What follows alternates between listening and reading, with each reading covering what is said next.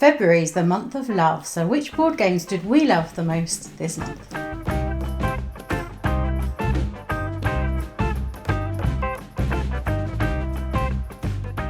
Hi, I'm Julian and this is Libby and we are from BoxedMeeples. You can find us right here on YouTube but also on Instagram and Twitter. So today we are talking about the board games that we love most in February. I am going with Endless Winter. I've been after this one for quite a long time and then I finally got to play it at Essen when I visited there, but it was only sort of like a half game because it's sort of pre-set up to enable people just sort of sample and get you an idea of what it's like. But now it's arrived with all the extra bits and bobs. We've managed to play it a couple of times and I'm really enjoying how you get to do some deck building and send your chief off to the most optimal place, pop out your camps and the monoliths and the creatures, and there's so many different bits and bobs that you can do something different each game or follow a slightly different path each one, and we're really looking forward to delving in a little bit more into some of the expansions with this one as well. I think the artwork looks fab and the components that we have are brilliant. So yeah, I'm loving this. I was worried that it was going to be a bit too similar to some of the other worker placement deck builders that we have, like Dune Imperium, Arnak, but I really feel like it feels a different space, a different gameplay, and now we're getting a little bit more used to it. It's not actually that much of a problem to get it to the table at all. So yeah, my game of the month is Endless Winter. Yeah, I really enjoyed playing that. I think each expansion we've been adding has really mixed it up quite a lot. Not the easiest game to teach, but I'm looking forward to many of our game group all getting the hang of it because I think there's a lot of depth that goes on in this game. Yeah, and there's quite a few modules that we have to add in. So the second game that we played, we added in our little canine friends. Why wouldn't we? And it's just a tiny little thing that adds a few cards, but just change some of your choices sometimes. So even when we don't want to add in a full expansion like the Rivers and Rafts or something like that, then you can just add in a few cards to just give yourself another little option. So that's nice. Yeah.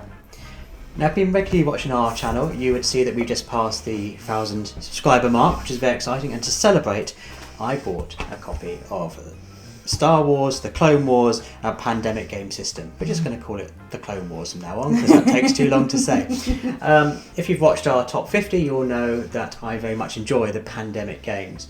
And you also know that we really enjoy Star Wars. So this is a really good marriage between those two things. I was wary going into it because I've played a lot of Pandemic. I've played all of Season 1, I've played all of Season 2, I've got the base game, I've got expansions.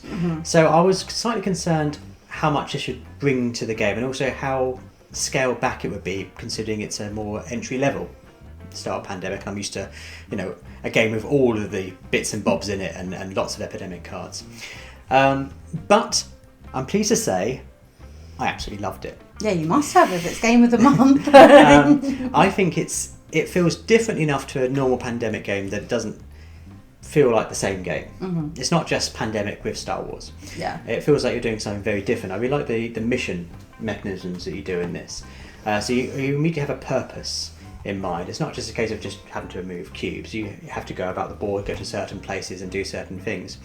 Yes, there are echoes of Pandemic in this. The way you set up the board is very similar. Drawing the cards and then placing the droids at the end of each round is obviously lifted directly from Pandemic. Yeah, and when we were playing, certainly you you're getting on doing stuff and tinkering away with your missions, then all of a sudden it was like, oh yeah, here comes Pandemic because we've got an issue with these droids starting to really spread around the board and we're actually going to have to sort of switch tack and manage that situation. That all of a sudden it was like, here's Pandemic. That's where it's going.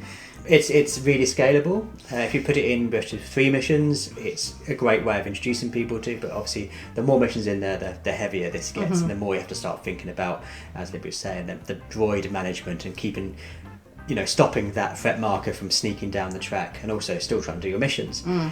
Your girls have just gotten into Star Wars, so and they enjoy other games like My Little Scythe and things like that, so I do think that this is going to be a great game that we can sort of adjust the ability and they'll be quite excited to play because they're really engaging in the theme at the minute. So. And because it's co-op, it's not a case of someone losing. Everyone wins or everyone loses, which I think is great for kind of family play because then you feel a kind of real sense of camaraderie as you're doing it. often with pandemic style games, you're needing that one card on the deck, and I think this really does sidestep that, because at any point you can just spend all 4 turns just drawing cards till you get what you need. So I find it doesn't kind of hit that roadblock of we can't possibly finish this now. It's impossible because the card we need isn't coming up. Oh, the other thing that I thought was great with this one, which I sometimes find with the other normal pandemic ones, is you end up, even though it's a co-op, kind of almost having alpha players, because there's someone who can achieve something with less cards, or someone who can do something else a bit more special, and there ends up being the mop-up players that just sort of tot around dealing with cubes, and then players that actually get to do the fun stuff. And as we've played it at the moment, I thought that the powers were relatively balanced and we didn't have that issue. So it'd be interesting to see if that carries on going forward, and I still think that later down the line. But at the moment, I felt like, oh, this was actually much better, and in terms of sort of equally feel like you're contributing to the party, if you know what I mean. Yeah, I think the player skills do vary a bit.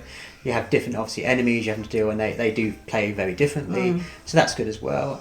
So all in all, yeah, I think I'm unlikely to go back to kind of base pandemic now, because I enjoy the theme more in this. Obviously, pandemic is a bit of a sore spot for many people, so being able to just say you play a Star Wars game is immediately more appealing for most people. So yeah, I really, really was impressed with this. I knew I'd like it. I didn't think I'd like it this much to the point, but I just can't see myself,